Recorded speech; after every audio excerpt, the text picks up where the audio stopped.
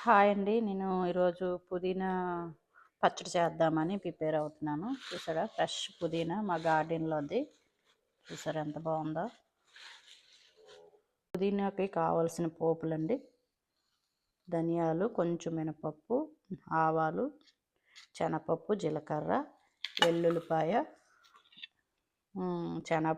శనగగుళ్ళు, ఇంకా ఎండుమిరపకాయ, ఒక 4 పచ్చిమిరపకాయలు వేసుకున్నానండి నేను. 2 టమాటాలు. తయారయ్యే విధానం చూద్దామా మరి, రండి. ఫస్ట్ పోపులు వేసుకోవాలండి. ఫస్ట్ నేను శనగగుళ్ళు వేస్తున్నాను.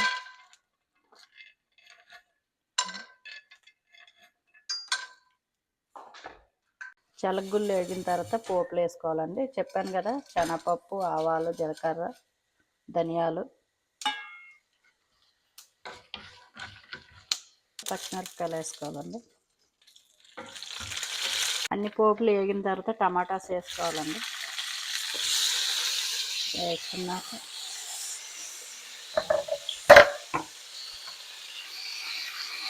కొంచెంసేపు మూత పెట్టుకున్నామండి. టమాటాస్ మగ్గిపోయండి.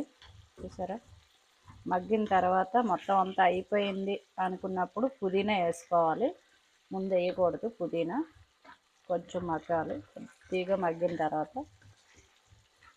వేసుకోవాలి. ఫుల్గా అంతలా ఏగవసరం లేదండి, కొంచెం లైట్గా, ఇంకొంచెం ఏగాలి. కొంచెంసేపు మూత పెట్టుకుని మగ్గిందండి. చూసారా, టమాటా అంతా మగ్గిపోయింది కాబట్టి పుదీనా వేసుకోవాలి.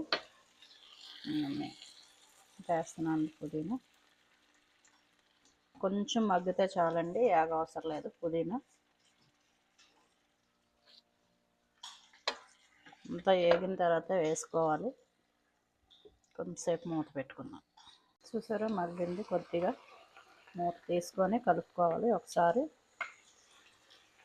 సరే, టమాటా పుదీనా పచ్చడి అండి ఇది.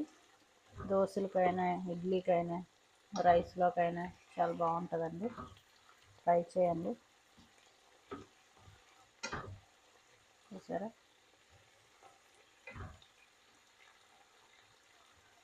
అయిపోయింది.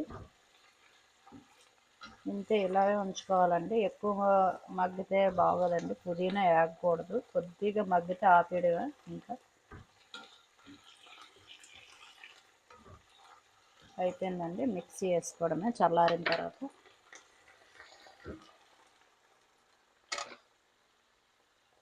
సరే,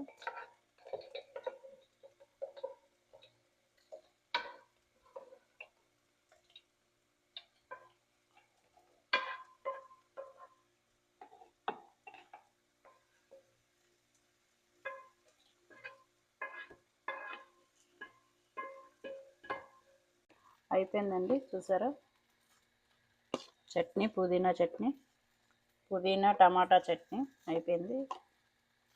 నేను కొంచెం పలచగా చేశాను దోశలకని, మీకు కావాలంటే గట్టిగా కూడా చేసుకోవచ్చు.